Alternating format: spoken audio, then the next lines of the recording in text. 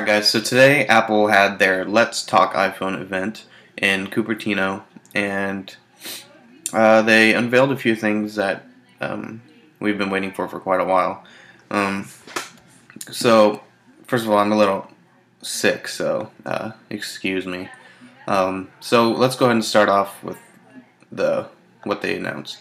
So they started off talking about all their statistics and all the stuff they usually start their presentations with. So they talked about their retail stores, they talked about how many apps they've sold, how many phones they've sold, how many iOS devices they've sold, and all that stuff. And basically, they're making money and they're selling tons and tons of devices. So no surprise there. Then they went ahead and went and talked about iOS 5.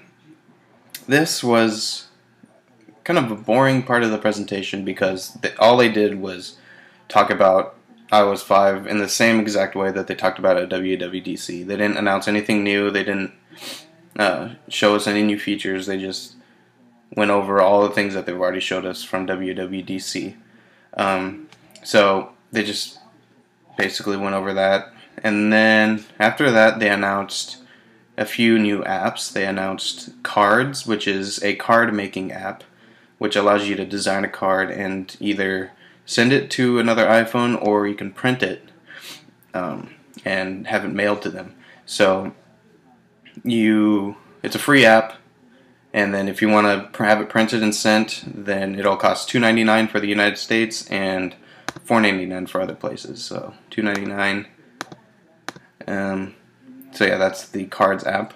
Then they announced Find My Friends, which is like Find My iPhone, but for your friends. So you add people to your friends list, and then they'll show up on a map, and you'll know where they are.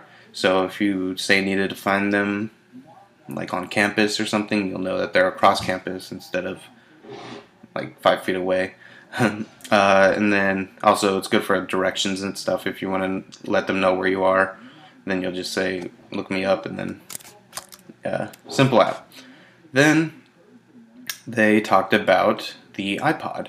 So they announced a new iPod Touch and a new iPod Nano.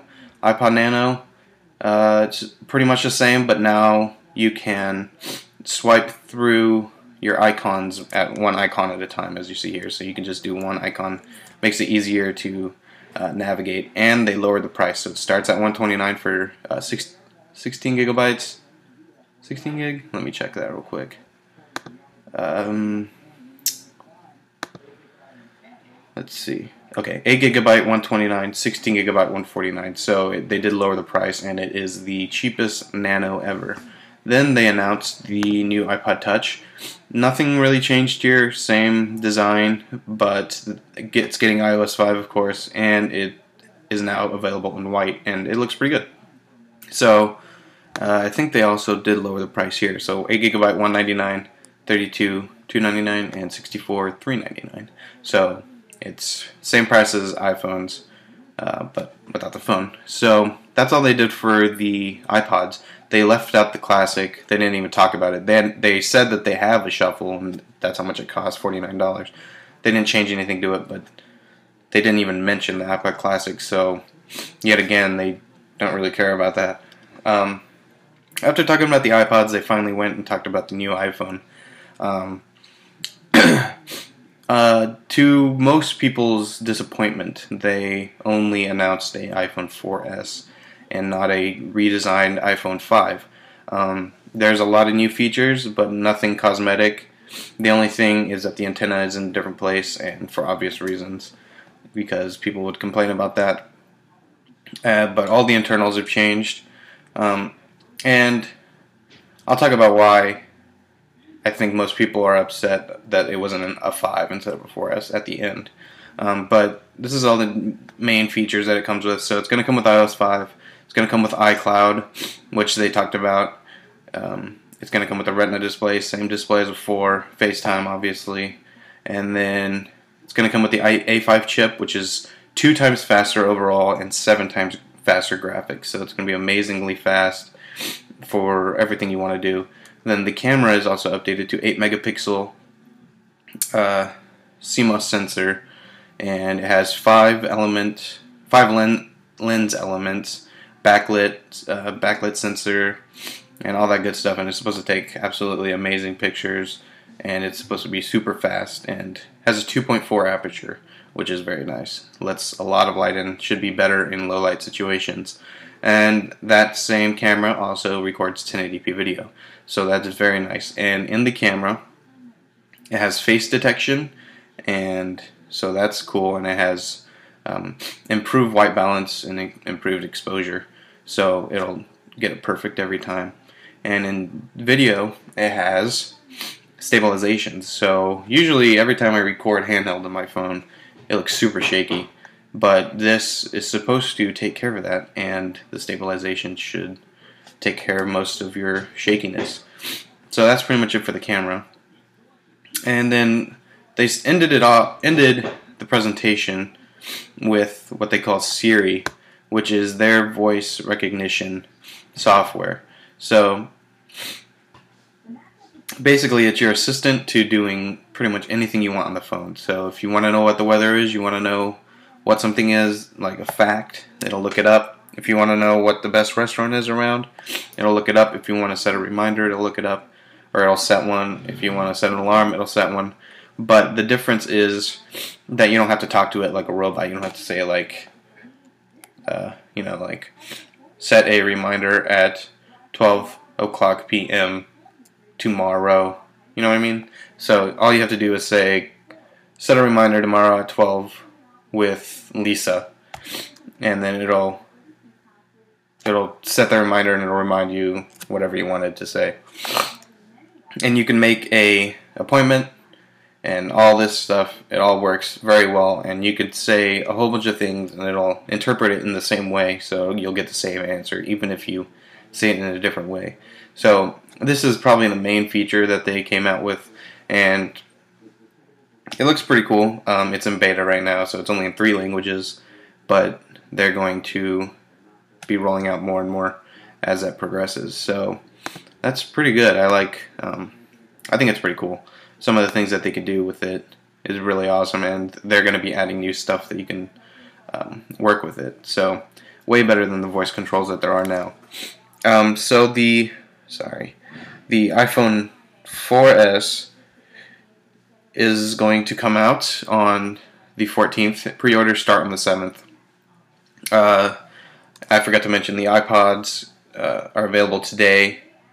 iOS 5, it comes out on the 12th for all your devices. And I believe the iPod Touch comes out on the 14th. I'm not 100% sure. I'll put a thing there. And so yeah, that's when it's available. And it is now available. Hold on. Let's see. Where would I go for this? Let's learn more. Okay. So now the iPhone is available on Sprint. So they didn't really seem to care that they added Sprint. In the presentation, they just kind of said like, and on Sprint, and then they didn't really talk about it. Like, I was expecting Sprint to come out and give a presentation about how amazing it is to have the iPhone now or something like that. But they didn't do that, so I don't know what's up with that. I guess they just decided we'll add them, whatever. And then, so it starts at $199 for 16 gigabytes. Sorry, guys. And then goes to 32 for $299. Then 64, which they added, which is new, for $399, and they come in black and white. So let me know what you guys think. Are you guys gonna pre-order? Oh, real quick. The reason I think people are upset that the iPhone 4S came out instead of the 5 is because, at least this is what I think, is because it's been a year and a half. It's not, if it was June, then I can understand coming out with the 4S, but the fact that they waited so long to announce just the 4S, like an S upgrade, seems kind of like ridiculous. Because if you think about it, they really didn't announce that much. I mean, the Siri is still in beta, and I don't see what they've been doing for this whole time. You know what I mean? So I can understand why people are upset, and I understand why I'm upset. I'm not upset, but disappointed.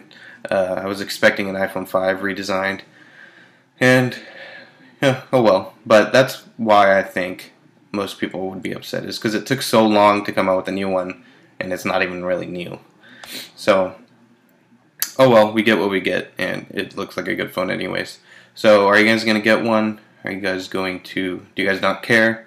What do you guys think about this update? And go ahead and subscribe to me on Twitter.